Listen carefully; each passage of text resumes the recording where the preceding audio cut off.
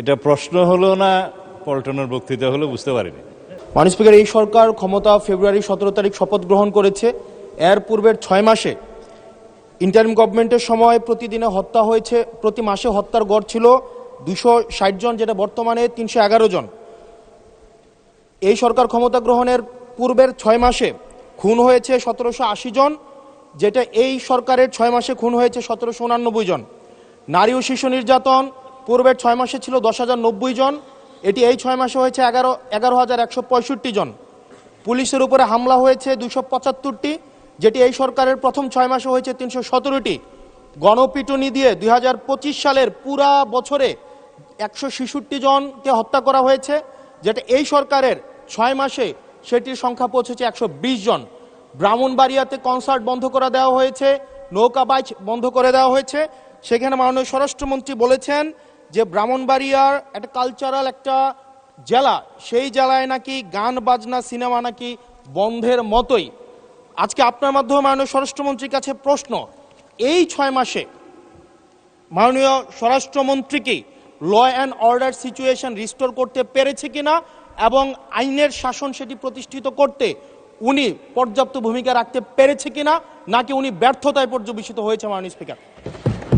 মাননীয় স্বরাষ্ট্রমন্ত্রী। ধন্যবাদ মাননীয় স্পিকার। এটা প্রশ্ন হলো না পল্টনের বক্তৃতা হলো বুঝতে পারিনি। আইন শৃঙ্খলা পরিস্থিতির উন্নয়নে 6 মাসে স্বরাষ্ট্রমন্ত্রী সফল হয়েছে কিনা এটা একটা প্রশ্ন। তারপরে ব্রাহ্মণবাড়িয়া জেলায় সিনেমা হল কেন নাই সেটা আরেকটা প্রশ্ন। কোন খাতে কত হত্যা হয়েছে, জখম হয়েছে ইত্যাদি যে ডাটা দিলেন, সেই ডাটাটা কিসের ভিত্তিতে দিলেন, কি পরিসংখ্যানের ভিত্তিতে দিলেন, সে স্ট্যাটিস্টিক্স বড়টা কি আমি জানি না। মাননীয় স্পিকার, আইন শৃঙ্খলা পরিস্থিতির উন্নতি হয়েছে কি হয় নাই সেটা তো দৃশ্যমান।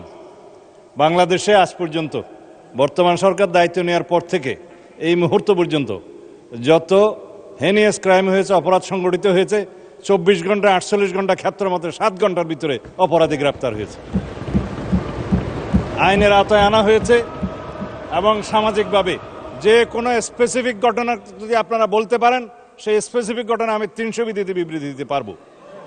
আজ পর্যন্ত সামাজিক চাহিদার ভিত্তিতে এবং যেগুলো আলোচিত হয়েছে, যেগুলো আলোচিত হয়ও নাই, সেরকম যেগুলো ঘটনা অপরাধ সংগঠিত হয়েছে, সেটা সমাজের চাহিদার ভিত্তিতে সংক্ষিপ্ত সময়ের মধ্যে যাতে বিচার কার্য সম্পন্ন হয় সেই জন্য আমরা সহযোগিতা করেছি।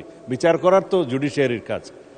এইভাবে রামেসা থেকে শুরু করে রংপুরের ইদানিং 4টা যে হত্যা হলো সেই পর্যন্ত সমস্ত কিছু দ্রুততম সময়ের মধ্যে এই পুলিশ বাহিনী, আইন শৃঙ্খলা রক্ষাকারী বাহিনী গ্রেফতার করতে সক্ষম হয়েছে এবং আইনের আওতায় নিয়ে এসছে।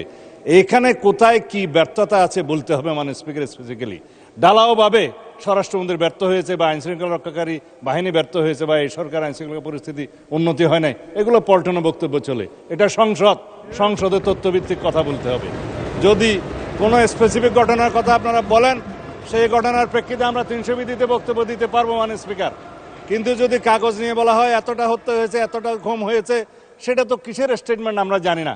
আমরা গতবারও সংসদে আমরা 300 বিধিতে বক্তব্য দিয়েছি, স্টেটমেন্ট দিয়েছি এবং সংসদের জেনারেল আলোচনার মধ্যেও বলেছি, ডাটা দিয়েছি। তার মধ্যে আমরা প্রত্যেকটা পরিসংখ্যান করে প্রত্যেকটা অপরাধ ভিত্তিক চিত্র আমরা তুলে ধরেছিলাম। তখন কেউ বলতে পারে না মাননীয় স্পিকার। সুতরাং যদি কোনো স্পেসিফিক ঘটনায় বাংলাদেশের আইন শৃঙ্খলা রক্ষাকারী বাহিনী বা স্বরাষ্ট্র মন্ত্রণালয় ব্যর্থ হয়েছে কি হয় নাই, সেই বিষয়ে যদি আপনারা নোটিশ আনেন, তখন আমরা ডিবেট করতে পারবো। ধন্যবাদ মাননীয় স্পিকার।